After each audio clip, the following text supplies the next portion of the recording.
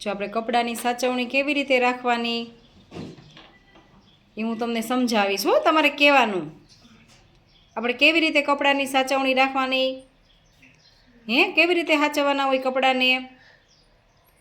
ગંદુ હોય ત્યાં બેસાય? શું કામ ન બેસાય?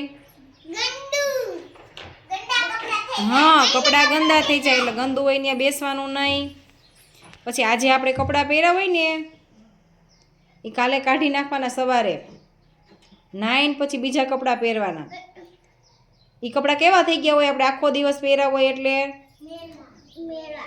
હા મેલા થઈ ગયા હોય ગંદા, તો એને કાઢીને પછી એ કપડાને શું કરવું પડે? એમનો ઇસ્ત્રી થાય?